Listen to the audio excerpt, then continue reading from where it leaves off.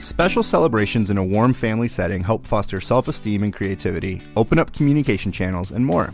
Such cherished events can be as simple as a Sunday lunch orchestrated by the kids.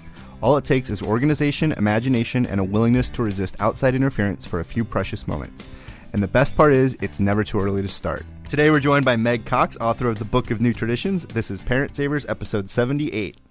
Faster than a speeding toddler. Sit still for just a minute. Can soothe boo-boos with a gentle kiss. Would you get down from there? Able to clean poopy bottoms in a single swipe. Oh, what did you eat? Turning frazzled mommies and daddies into procreators of peace and harmony. Ah, quit touching me. It's Parent Savers, empowering new parents everywhere. Welcome back, everyone, to another edition of Parent Savers, broadcasting from the Birth Education Center of San Diego. Parent Savers is your weekly online on-the-go support group for parents of newborns, infants, and toddlers. I'm your host, John O'Reilly. Thanks again to all of our loyal listeners who've joined the Parent Savers Club. Our members get bonus content after each new show, plus special giveaways and discounts. Not only can they access our archived episodes, but you can as well. If you want to look back into all the episodes we've recorded over the past year plus, those are all unlocked online. Go to Parent Savers, look at our episode guide. There's tons of great content out there. Listen to it, share it, love it. Subscribe to our monthly Parent Savers newsletter for a chance to win a membership to our club each month. And another way for you to stay connected is by downloading our free Parent Savers app, available in the Android and iTunes marketplace. So I'm your host, Johnner. As you know, I have three boys, a 6-year-old, a 4-year-old, and a 2-year-old, Quinner, Whitaker, and Zyler. And we've actually got some cool traditions, I think, that we've established. And I'm really excited to talk to Meg about more and about her book as well. Erin. Hi, my name is Erin Esteves, also known as OG Mamacita, and I have one little boy. His name is Cash, and he'll be 2 in about 2 weeks. And I'm Sunny. I've got 2 little boys at home, Sayer, who is 3 years old, Urban, who's about 18 months, and I'm pregnant with identical twin girls. And so we're still kind of in the stage of trying to develop family traditions, and I'm excited to learn what you guys have done and share what's kind of worked for us so far. And I'm Margarita Salazar, and I have twin boys, and they are 3.5. So I'm very excited to be here today. Nice. Another twin parent. We will bond. Yes. Meg, how about you? Well, I'm a late bloomer, so I have one child, and he is, I'm experiencing the empty nest because he's off at college, and I haven't seen him for a month, and I'll be seeing him next week. I'm also a stepmother of a grown-up who has her own child. Oh. Wow. Nice. Well, thanks for joining us. Listener Jessica has a question for us that she emailed us. She wrote, "My son was born almost 5 weeks ago. Our journey to heaven was pretty rocky as we lost our first 2 babies. My pregnancy was, understandably, unbelievably stressful as I was sure we would lose him as well. Looking back, I hardly enjoyed any of it, and now I miss that experience. I love my son dearly, and I fought for his survival for so long. However, now that he's here, I find myself grieving my old life with my husband. I feel like my son deserves so much better. I'm constantly sure he's about to die. At the same time, I just desperately want my carefree life back. I'm 5 weeks out. Is this normal, or should I make a call?" This is Yvonne Rothamel, licensed clinical social worker. Hi, Jessica. First, I'm so sorry for your 2 previous losses, and I'm sure your pregnancy was wrought with anxiety. How could it not be after what you went through? It is very hard to enjoy a subsequent pregnancy after loss, especially so many losses. Unfortunately, women who lose their baby also lose that blissful naivete that many other pregnant women get to have.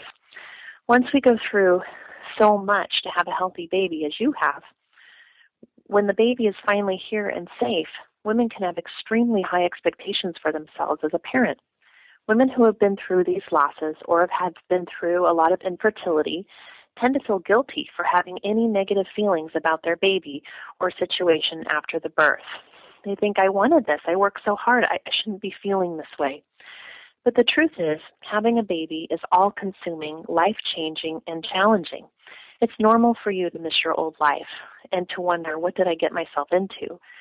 Women with a history of loss and infertility can be at higher risk for postpartum mood disorders because of these high expectations, as well as the history of losses and grief. It's also very common to have a lot of postpartum anxiety with the baby that arrives after the loss.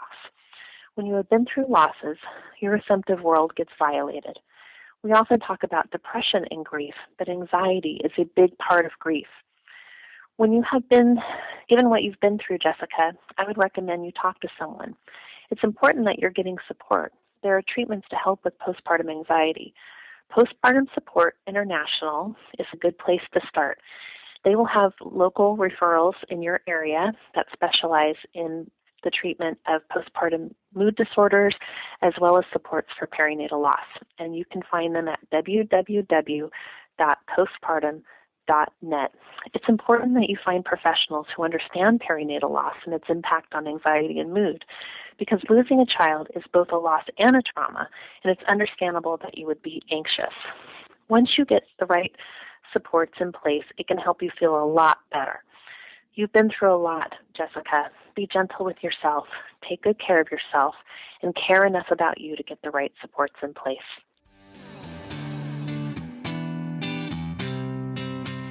Today's topic is creating family traditions, and we're joined by Meg Cox, author of the Book of New Family Traditions. Thanks for joining us. Thank you. I'm really excited to talk to you. This is my favorite topic. So, when we talk about family traditions, what does that mean to you, and why are they so important?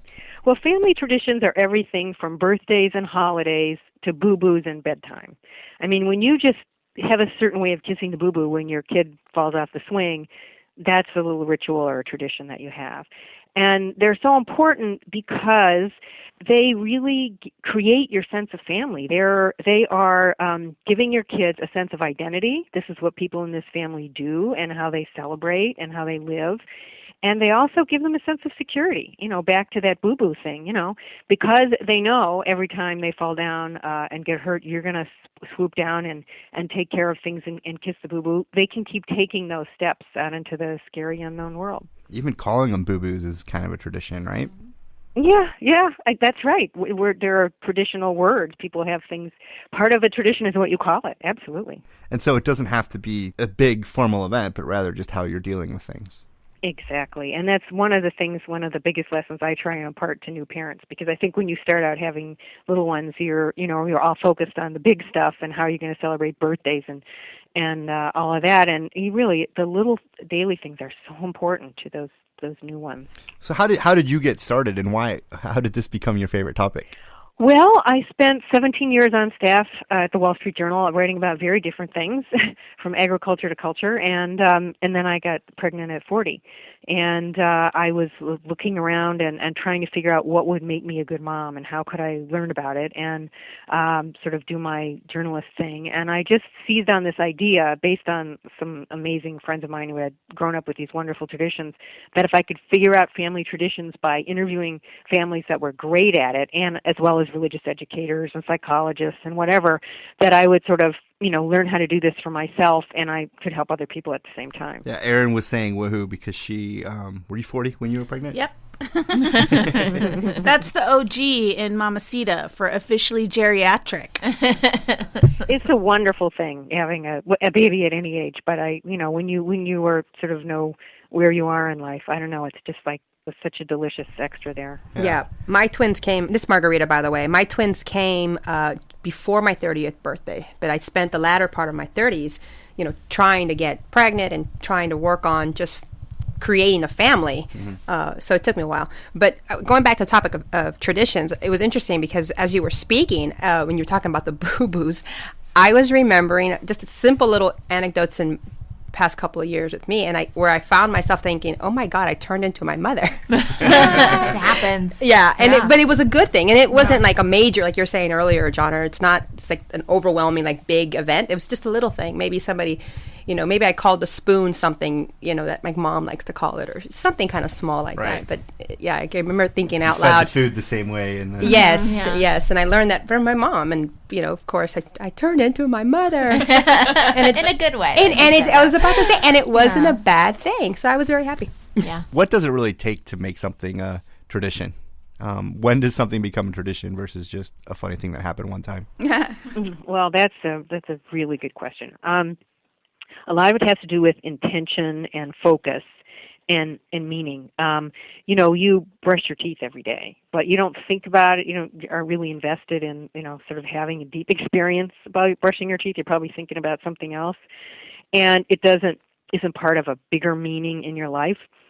Whereas a family tradition is something that comes out of your passions and your beliefs, and yet it can be pretty small. And part of it, when I say it comes out of intention, well, maybe you really want to raise your kids to love books and reading. So part of your nap time ritual or your bedtime ritual is that you always read a story, and then maybe you have a little song that you do, or it's just the little things that we add on. I say in the book that if you every once in a while you sit on your porch and drink lemonade, that's not a tradition. But if you do it every Friday night and you have the same things and you call it our welcome to the weekend party, then that's a tradition. Got it. Yeah, there's a difference between routine and tradition. I think you talk about the difference between routine and ritual. Yeah, well, that's sort of the brushing your teeth thing. It's right. Just be more intentional and focus. And one of the things when I'm talking to people about starting rituals is to think of it almost as theater. And I talk in the book about how to create a ritual from scratch, but it really is like theater, and you need to do something that signals like that the curtain is going up. And so it's like, okay, now we're starting the ritual, and then you do the ritual, and then you end the ritual. But even when you think of something as simple as saying a grace at the table, you start by signaling that you're going to say the grace, and let's hold hands or let's pray or whatever it's going to be, and then you say the prayer, which is the ritual, and then you say amen. That's like the curtain is, it's done. So it's a bit of theater, and so part of that is, those little things that you do to like open the curtain. If it's a musical cue or it could be a sound, it could be clapping your hands, it could be a bell.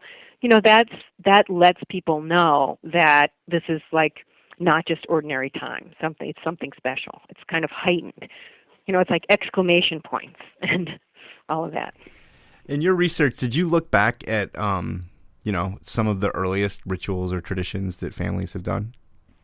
Well, I've done some reading, and I've read this great book called The Rituals of Dinner. It even, talks about cannibals. But I think that if you look way, way back, it's really primal stuff, and that's one reason why we still do it today.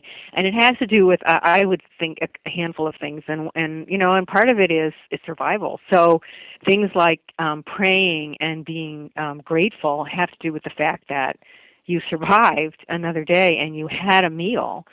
And you killed the saber-toothed tiger or whatever, and then it's the natural cues. It's like celebrating solstice because eventually somebody realized that after this day you get more sunlight, and that was really worth celebrating. Yeah, there's probably a lot of natural cues.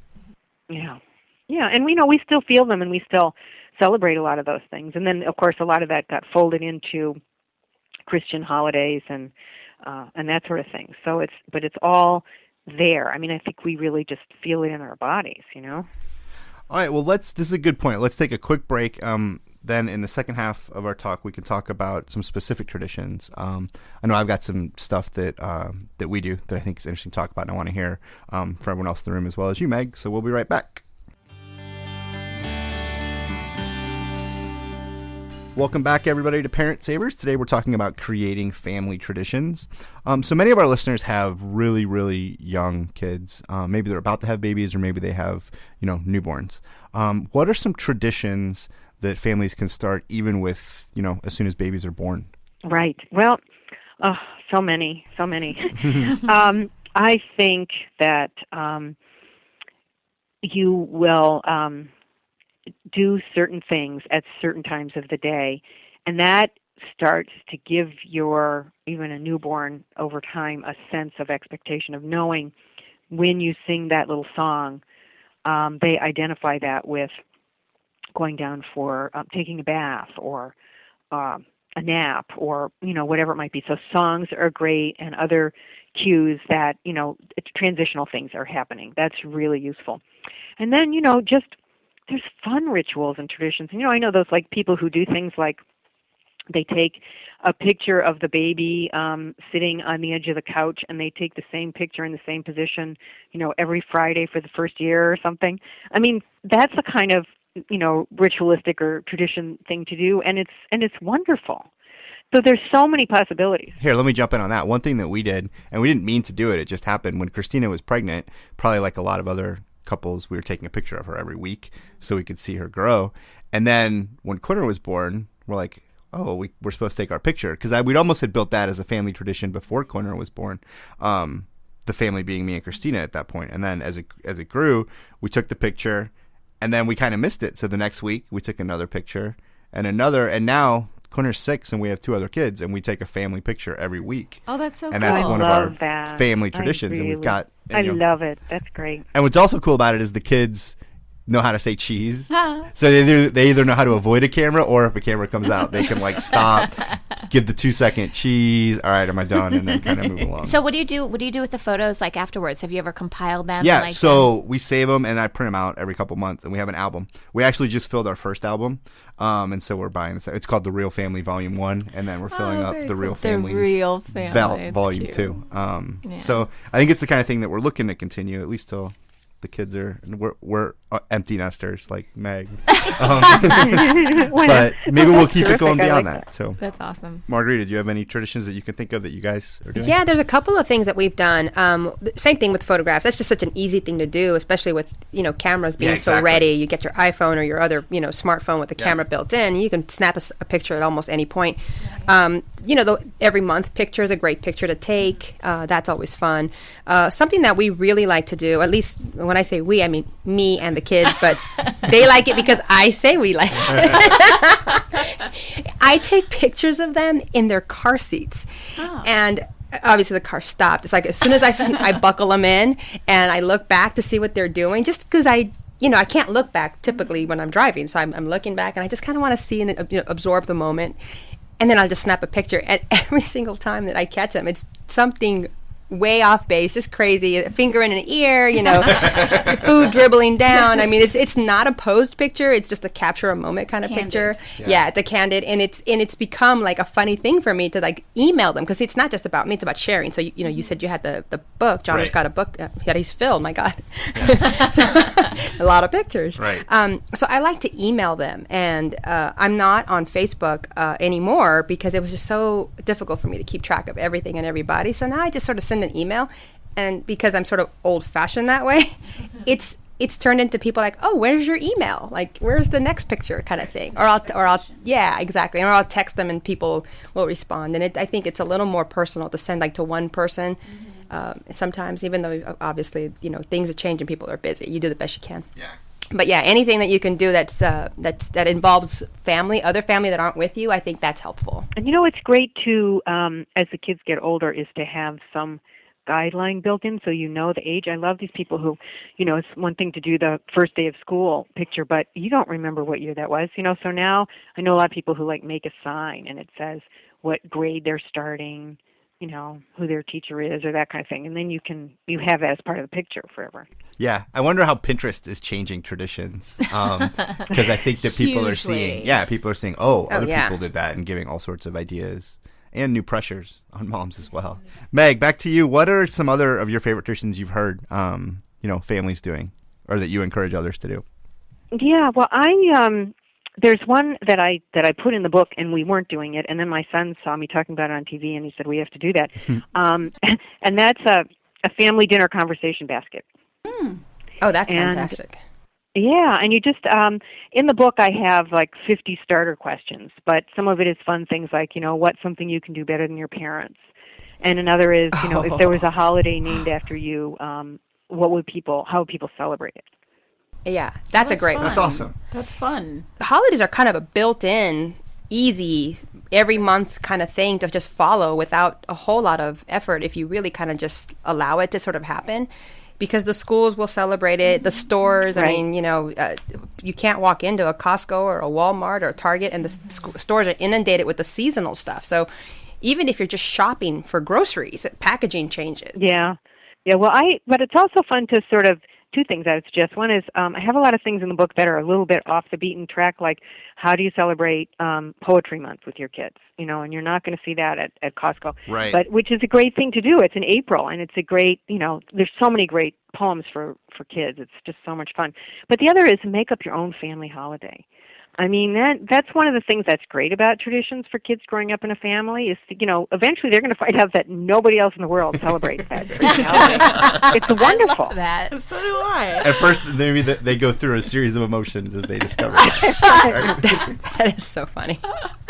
Yeah, that's cute. I think maybe our family tradition, or the tradition now with Costco, is, wait, seriously? They already have their Christmas stuff out? Yeah. I know, it's a little disturbing. That's the tradition, I cannot believe it's so early. So if I could just interrupt and jump in, I'm really wondering about blending family traditions, especially if the parents come from, for example, two opposing religious foundations. How do you respectfully integrate those? Impose Indoctrinate. Combine it. You just plan yours first. Well, that is a fabulous question, and it does come up a lot, and there are a lot of people who are in that situation. And you really have to start out having a parental conversation before you get the kids involved about priorities and, what is really important to you. Because there are people who are, might be kind of culturally a certain religion, and then there are others who are really devout, and those things are not really negotiable. And presumably you wouldn't have married and started a family if that was going to be a problem. But then when you start to navigate them, even if you both celebrated Christmas and maybe one of you open the presents at the night before and the other the next day, you have a dilemma. That's the situation at our house. It's a huge dilemma for us. Yeah. So the choice is either, there's several choices. One is that maybe it's more important to one parent or the other, and you go with them. Another way to do it is you take turns. One year you open it on Christmas Eve, and the next year, kids kind of like it to be the same every year. Right. So sometimes with families, what they do is that they do it more than one way. I mean, there's an example in the book of a family where, and then their divorce complicates things, where the father is remarried, and the kids have like traditional Thanksgiving with their mom, and then a week later or on the weekend they have a completely different Thanksgiving celebration with the dad and stepmom, where it's like picnic Thanksgiving, where it's like turkey dogs and s'mores.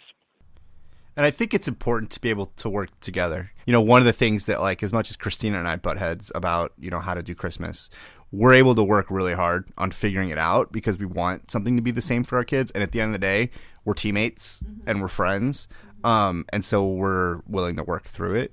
And so it'd probably be really hard to not be able to work through it. And hopefully parents, even from different spots, can still, like in your example, when they have two Thanksgivings, come up with ways that make it work for everybody.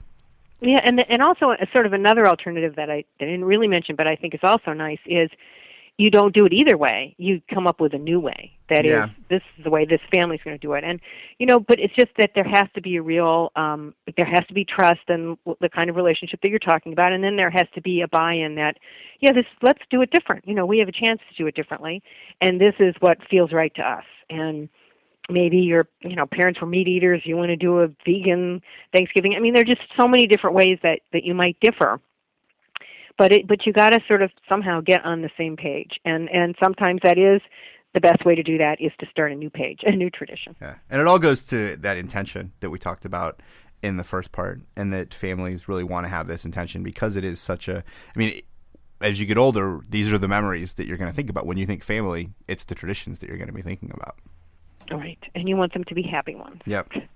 So I was reading a little bit, you talked about problem-solving traditions. Is that sort of like the whole, how you treat a boo-boo? Yes. This is one of the things that I wish more parents, new parents knew about, is that problem-solving traditions are their, like, wizard powers. I mean, you can head off so many tantrums if you just do something to take their mind off it and do something that's silly. And there are a whole bunch of different descriptions of ways to do this in the book, but one of them is that everybody's having a tantrum. How do you stop that?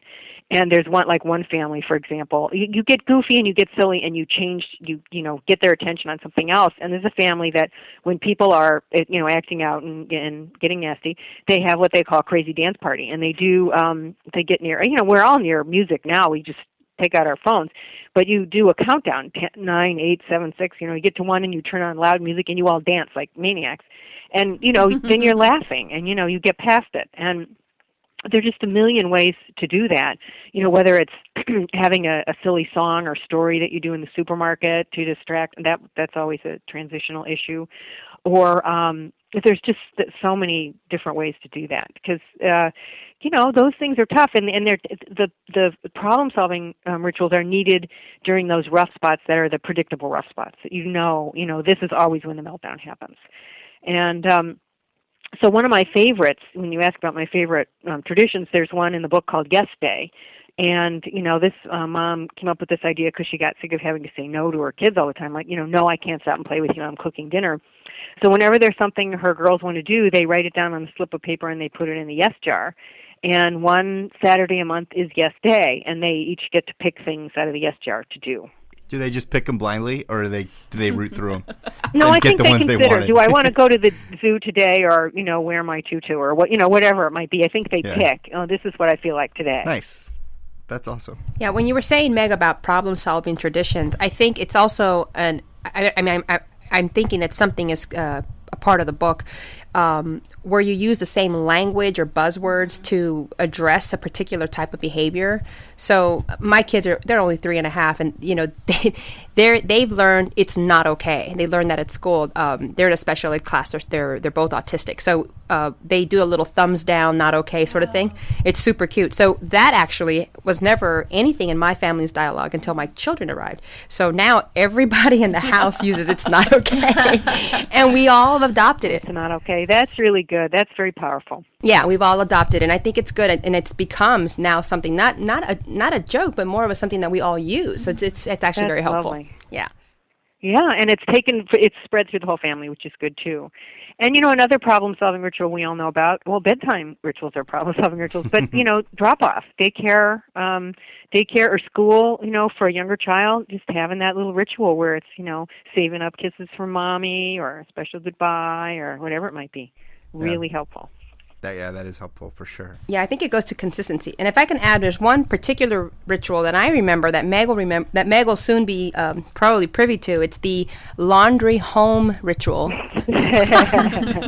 So when your son comes to see you from college, There will always be laundry in tow. yeah, it's a new tradition. You're still creating family traditions, Meg. And it's Yes. it'll be problem solving, right, Meg? Yes.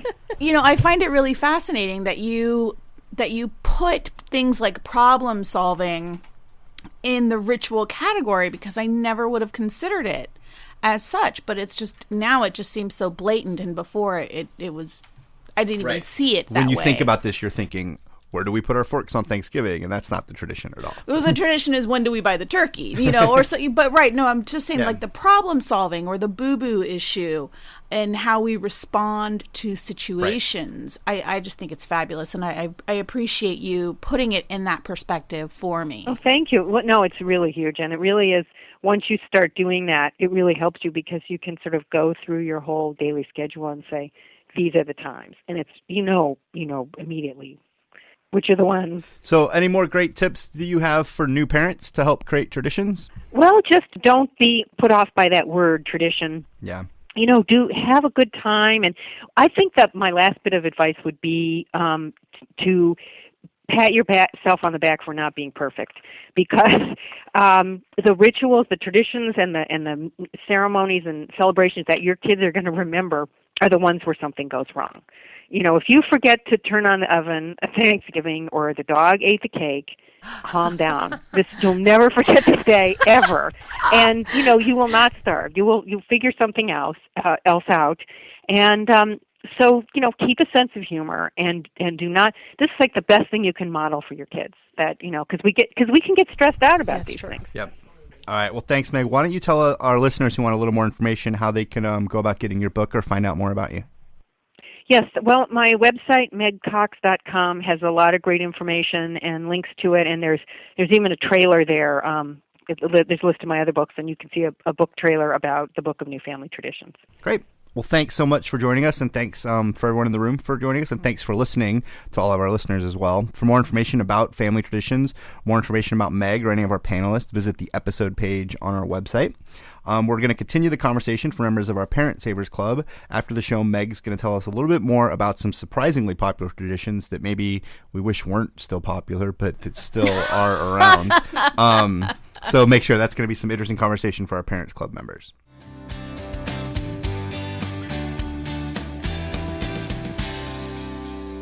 Hello, Parent Savers. I'm Amy Sorter, ecopreneur and co-founder of EcoSavvyMoms.com, where you can find information for your family on going green, saving money, and looking great doing it. Today, we're going to talk about the importance of reducing your energy costs and saving money by following a few general rules. One of the biggest things I like to do is monitor my AC usage. Central air conditioning can be the biggest energy user. I know it accounts for up to 33% of your energy bill. What I like to do is keep energy costs down by regularly changing or cleaning the unit's filters and always setting it to 78 degrees between 11 a.m. and 6 p.m. Better yet, consider using ceiling or room fans instead of central AC to save up to 90% on your cooling costs. You will see a big change in your energy bill. Now, important also too to keep your kids involved in trapping the cold air in the house. Saving energy is keeping warm air out and not letting the cool air escape. To do so, make sure your windows and doors are lined with weather stripping, and don't forget to remind your children to keep those doors closed while the AC is running. The refrigerator can be another big energy user, gobbling up 20% of the energy your home uses. Help it run more efficiently by cleaning the coils, making sure the seals are nice and tight, and maintaining the right temperature setting. Another thing I like to do is minimize my hot water usage. To save energy wasted by the hot water heater, I usually set the device to approximately 120 degrees. I wash my clothes and the dishes in cold water instead of hot water, and also I've installed low-flow shower heads and faucet aerators to help save water and other energy used. Another important thing, dim the lights. Well, not literally, but I like to do is save energy costs all year round with energy efficient lighting. CFLs use 75% less energy and last up to 10 times longer than incandescent lighting. And the last thing, of course, is beware of energy vampires. I know vampires are all the rage these days, but energy vampires aren't. Some products like DVD players, office equipment, video games, phone chargers, those kind of folks continue to draw power even when they're turned off or in standby mode. If an electronic device has a glowing red or green light, chances are it's using phantom power. And depending on how many of these energy vampires you have around your house, this wasted energy can really add up. Inexpensive gadgets like energy use monitors, power timers, and smart strips can help reduce phantom power and lower your energy use by up to 15%. For more information on how to reduce your energy costs and other parent-friendly eco tips, visit www.ecosavvymoms.com or visit us on Facebook at facebook.com/ecosavvymoms. And don't forget to make it a green day. That wraps up our show for today. We appreciate you all listening to Parent Savers. Don't forget to check out our sister show, Preggy Pals, for expecting parents, our show, The Boob Group, for moms who breastfeed their babies, and our new show, Twin Talks, for parents who are either expecting or have twins. Next week on Parent Savers, we're going to be talking about teaching your kid multiple languages, the pros, the cons, some of the details about it. I know Erin has a lot of experience with that as well. Should be a great conversation. This is Parent Savers. Thanks for joining us. We are empowering new parents. This has been a New Mommy Media production. The information and material contained in this episode are presented for educational purposes only. Statements and opinions expressed in this episode are not necessarily those of New Mommy Media and should not be considered facts. While such information and materials are believed to be accurate, it is not intended to replace or substitute for professional medical advice or care, and should not be used for diagnosing or treating healthcare problem or disease or prescribing any medication. If you have questions or concerns regarding your physical or mental health or the health of your baby, please seek assistance from a qualified healthcare provider. Hey mamas, don't forget to check out Mighty Moms. It's our online community built for new moms just like you. Not only can you connect with other moms, but you can also join us backstage for special mom-only online events. And you'll also be notified when we're recording so you can join us as a special guest. Visit our website, newmommymedia.com, and click on the Mighty Moms banner. It's free.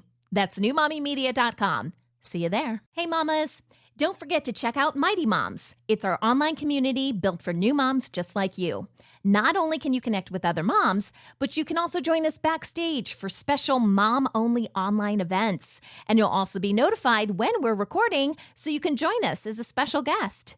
Visit our website, newmommymedia.com, and click on the Mighty Moms banner. It's free. That's newmommymedia.com. See you there.